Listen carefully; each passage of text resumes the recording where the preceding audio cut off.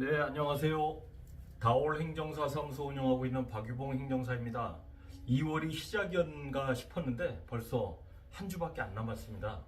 설 연휴도 끝나고요. 이제 다들 직장에서는 자기 일자리로, 또 가정에서는 학생들은 이제 또 개학일 또 앞두고 있어서 그런 준비도 잘 할 것 같습니다. 제가 이렇게 요즘에 또 와서 보니까 주변에서 이 비영리 어떤 목적 사업을 하시는 분들이 굉장히 주변에 많이 있는데 많이들 이렇게 구분을 못 하고 계시더라고요. 즉 헷갈려 하시는데 제가 오늘 개념적인 내용으로만 헷갈릴 수 있는 부분들을 관련 법이라든가 뭐가 중요한지 뭘 준비해야 되는지 이런 내용들 위주로 제가 오늘 유튜브를 좀 올려드리겠습니다. 도움이 좀 되셨으면 좋겠습니다. 잘 들어보십시오. 자, 제가 여기 위에 상단에 제목을 써놨죠. 공익법인이라고 했습니다. 공익법인. 그리고 비영리 단체, 비영리 민간단체, 비영리 법인, 협동조합 설립 이렇게 해놨는데 이게 다 뭐죠? 맞습니다. 영리적인 목적을 내가 하지 않는 사업을 설명을 해드린 건데, 자, 궁극적인 목적을 한번 들어가 봅시다. 비영리 단체는 통상 법인으로 보는 임의단체라는 표현도 이렇게 하고 있죠. 신청서에도 그렇게 작성이 되어 있습니다. 그렇다면 이 비영리 단체는 무슨 법에 근거할까요? 법이 뭐예요? 이 관련 법은 바로 국세기본법입니다. 국세기본법. 국세기본법에 근거해서 비영리 임의단체 설립을 해주고 있고요. 그 다음에 비영리 민간단체는 비영리 민간단체 지원법이라는 게 있어요. 지원법. 자, 다음 비영리 법인은 크게 사단법인과 재단법인인데, 사단은 뭐죠? 사람이죠. 사람으로 구성됐고 재단법인은 돈으로 구성됐다라고 생각하시면 편하게 이해가 되시고요. 요거는 민법 32조를 근거로 비영리 법인 설립을 각 정부 중앙부처 또는 각 시도에서 설립 허가를 해주고 있습니다. 협동조합. 자, 여기 협동조합 보니까 일반 협동조합과 사회적 협동조합이 있어요. 뭐죠? 바로 일반 협동조합은 영리 목적이죠. 자, 사회적 협동조합은 비영리 목적입니다. 자, 그래서 협동조합은 뭐예요? 협동조합 기본법이 또 있습니다. 협동조합 기본법. 아시겠죠? 그 다음에 자, 여기 보니까 공익법인 지정이라고 했어요. 공익법인 지정은 뭐냐? 비영리 법인이나 또는 사회적 협동조합이 법인으로, 법인격이잖아요. 그죠? 법인격이다 보니 이 법인격들이 과거에 지정기부금 단체라고 했어요. 지정기부금 단체일 때 뭘 하죠? 후원금이나 기부금 받으면 영수증 발급을 해줬죠. 기부금 영수증.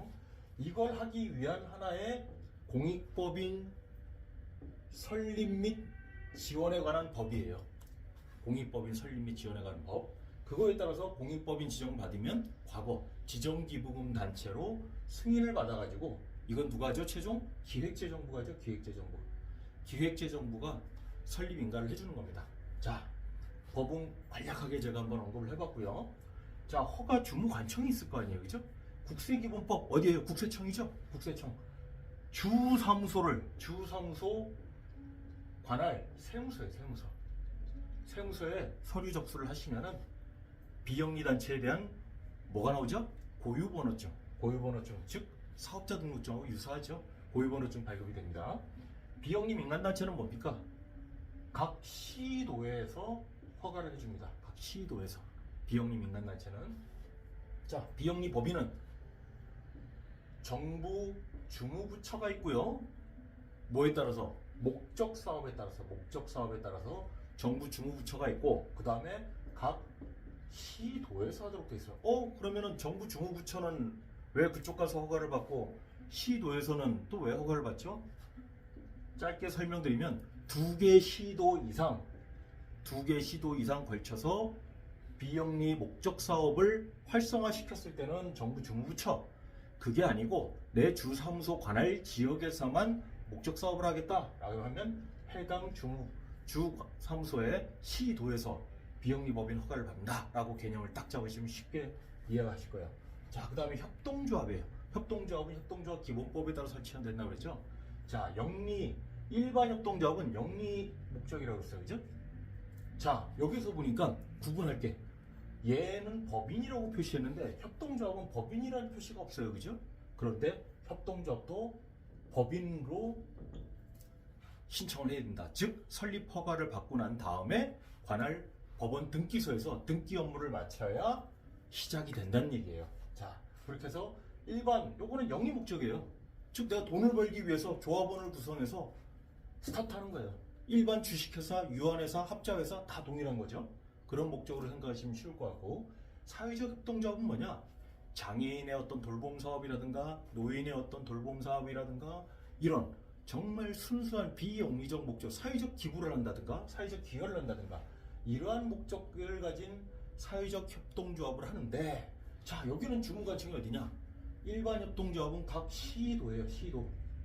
시도에서 설립 허가를 해주는데, 이 사회적 협동조합은 어디서 했냐? 기획재정부가 하는데, 기재부가 이 사회적 협동조합을 다 해주려면 얼마나 일이 많겠어요. 그러다 보니 각 주무부처에 위임을 합니다. 위임. 누구한테? 주무부처에. 즉 아까 말씀드린 같이 장애인 복지 사업을 하겠습니다 라고 하면 어디예요? 보건복지부가 되겠죠. 네. 그래서 거기서 사회적 협동조합은 설립 허가를 해주고요. 공익법인 지정은 어떻게 하느냐? 자, 공익법인 지정은 비영리 법인하고 협동조합 중에서도 사회적 협동조합에 해당된다고 그랬죠. 자, 해당이 되면 여기는 법이 바뀌었어요. 지정기부금단체 할 때하고 지정기부금단체 할 때는 각 시도에서 추천 지원을 해주면 기획재정부가 최종 승인을 해줬는데, 지금은 국세청 법인세과에서 합니다. 법인세과. 국세청 법인세과에서 들여다보죠. 비영리 법인, 사단법인, 재단법인, 목적사업 대비해서 정확하게 수입과 지출이 되었는지, 협동조합, 사회적 협동조합이 목적사업대로 조합원의 출자금을 가지고 운영을 정상적으로 하면서 했는지, 그런 여부를 다 들여다보고 국세청 법인세과가 누구한테? 기재부에, 기획재정부에 승인 요청을 해서 최종 허가를 받는 거고요. 자, 여기서 이제 궁금한 게 있어요. 그러면 비영리 민간단체는 공익법인 지정을 못 받나요? 그죠? 공익법인 지정이 아닙니다. 여긴 뭐냐면 비영리 민간단체는 공익단체로 지정을 받는 단체로 지정을 받다니까 얘는 누구냐? 승인, 추천 부서가 행정안전부예요. 행정안전부에 추천해서 최종 기획재정부가 공익단체로서 지정을 받으면 기부금 영수증 발급이 가능하다라는 정도, 그렇게 이해해 주시면 될 것 같습니다. 개념 좀 잡히셨죠? 자, 그 다음에 이제 준비해야 될 사항, 가장 중요한 거. 비영리 단체에서 가장 중요한 건 뭐냐? 다 유사해요. 비슷한데 최소 5인 이상 구성해라. 그죠? 5명 이상 모여라. 그 다음에 여기서 준비해야 될 건 주사무소예요. 주사무소. 너 사무실 어디냐? 이 비영리 단체 활동하는데 어디다 사무실 두고 있느냐? 내가 만약 임대했다. 그러면 전대차 동의서를 받아야죠. 전대 동의를 받아야 될 거 아니에요. 이게 가장 중요해요. 주사무소. 나머지 정관을 만들고 총회 회의를 하고 그 다음에 뭐 임원을 구성하고 이건 동일한데, 단 비영리 단체는 법인으로 보는 단체라고 하다 보니까 여기에는 대표자를 선임하도록. 대표자. 자, 대표자만 인감도장, 인감증명서 준비하면 돼요. 나머지 이번들은 형식적인 일반 도장을 정관이라든가 회의록에 해도 전혀 문제가 없다. 이 정도만 준비하면 비영리 단체는 가장 수월해요. 통상 비영리 단체 제일 많이 하는 게 뭐죠? 동호회입니다. 동호회. 바로 요즘에 축구 동호회도 많고 등산 동호회, 낚시 동호회, 골프 동호회 많죠. 아니 뭐 친목 단체도 돼요. 즉 초등학교 동창 모임이나 고등학교 대학 동창 모임 요즘 많잖아요. 그런 동창 모임들이 뭔가 더 우리 단체 명으로 활성화하면서 통장을, 아까 제가 뭐라고 했어요? 고유번호증 발급된다 그랬죠. 고유번호증 발급이 되면 주거래은행에서 단체 명의 통장을 발급해 줍니다. 그걸 투명하게 수입과 지출을 관리할 수 있겠죠. 그런 목적으로 준비하면 비영리 단체는 가능하고요. 자, 비영리 민간단체는 어떻게 준비를 해야 되냐? 자, 비영리 민간단체는 목적 사업에 대한 실적이 있어요. 실적이 뚜렷하게. 얼마나? 최소 1년 이상의 실적을 제출해야 됩니다. 그 다음에 비영리 민간단체 제일 중요한 게 뭐죠? 이따 회원수도 나오는데 100명 이상이어야 돼요. 회원이 100명 이상 회원이 가입되어 있어야 한다라는 게 가장 또 중요한 사항이고요. 다음 비영리 법인, 아까 사단법인 뭐라 했어요? 사람이라고 그랬죠. 재단법인 뭐예요? 돈이라고 그랬죠. 통상 사람인 경우에는 50인 정도로 생각을 하는데 요거는 각 시도나 주무부처마다 조금씩 차이는 있을 수 있다라는 것만 생각하시면 되고요. 재단법인 뭐랬어요? 돈이라고 그랬죠? 이 돈으로 구성된 것도 마찬가지예요. 각 지방자치단체마다 조금씩 차이 있는데 통상 10억 원에서 안팎으로 조금씩 조정이 가능하다. 그 정도만 생각하시면 좋을 것 같고요. 다음 협동조합 설립할 때 또 제일 준비사항. 자, 이거는 뭐라고 그랬죠? 조합원이라고. 조합원인데 준비사항이 뭐냐? 출자금이에요. 출자금. 여기 재산이 나오는데 재산금에서 출자금인데 출자금에 100분의 40을 넘길 수가 없어요. 즉 누가? 대표자가. 즉 균등하게 조합원이 같이 이익을 가지고 분배하고 할 수 있는 게 영리 목적의 일반 협동조합이고요. 자, 사회적 협동조합은 어떻게 하냐? 100분의 30을 초과할 수가 없어요. 차이가 좀 있죠? 요거만 딱 개념만 잡고 계시면 됩니다. 그래서 사회적 협동조합을 통상 운영하시는 분들은 아무래도 어떤 아까 얘기한 대로 어떤 이런 장애인이라든가 재활복지라든가 이런 어떤 센터에서 많이들 요구를 좀 하고 있고요. 일반 협동조합은 이게 어떤 조합 최근에 제가 해드렸던 실사례를 한번 들어보시면은 인천공항에 밴이 있어요. 밴. 이게 사람을 실어 나르는 밴도 있고 화물을 실어 나르는 밴도 있는데 이 사람들이 목적 사업을 하기 위해서 하나의 일반 협동조합을 설립한 경우가 있어요. 그런 경우를 좀 크게 구분하면 협동조합 설립이 된다라는 정도 준비사항. 여기도 준비사항은 유사합니다. 여기도 나중에 이제 임원을 선정을 해야 되고 똑같습니다. 비영리 법인도 마찬가지고 협동조합도 임원 선정인데 비영리 민간단체만 여기도 대표자 지정을 잘 해야 된다는 거. 그 다음에 공익법인은 뭐 추후에 제가 다 설명드릴게요. 그 다음에 이제 또 뭐냐? 준비할 때 제일 중요한 사항. 비영리 단체는 말씀드린 같이 주사무소하고 대표자만 선정되면 사실 중요한 사항은 특별하게 없어요. 단 뭐냐? 얘도 목적 사업이 단순해야겠죠. 너무 이거저거 막 하려고 그러면 안 됩니다. 목적 사업이 단순해야 되고요.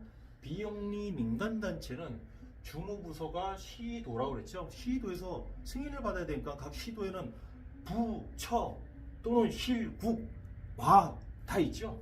거기에 해당되는 주무 업무가 있어야 돼요.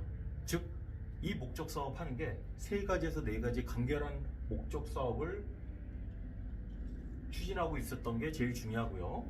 예를 들어서 장애인 복지 사업도 우리가 해왔고 노인 복지도 해왔고 노인들 뭐 이렇게 또 임종을 앞두고 계신 분들의 이런 사업도 해왔고 뭐 청소년들 어린 나이에 출산해가지고 육아 양육에 대한 어떤 문제가 있어서 이것도 해봤고 그럼 어떻게 했어요?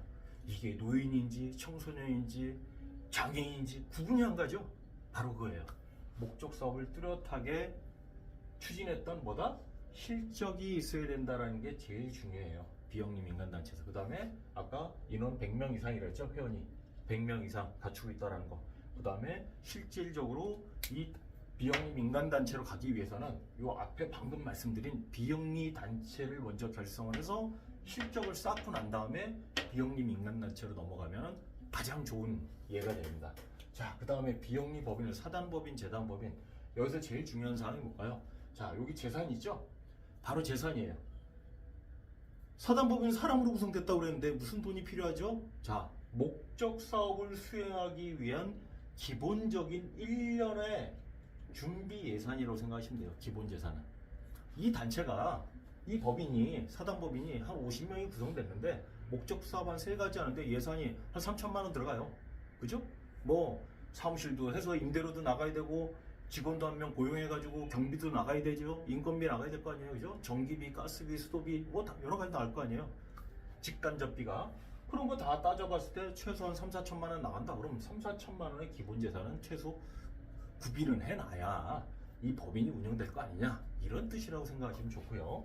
자, 재단법인에서 제일 중요한 건 돈이라고 그랬죠. 자, 재단법인은 이사장이에요. 통상 우리가 쉽게 이야기해서 이사장, 재단 이사장이라고 그러죠. 재단 이사장이 내가 돈이 많아. 한 10억 대. 예를 들어서 내가 의사야. 예? 병원장이에요. 병원장인데 내가 후배 의사들이나 간호사들한테 내가 장학금도 좀 주고 말이야. 활성화하기 위해서 재단법인 좀 설립하겠다. 가능하죠. 목적 사업이 뚜렷해지니까.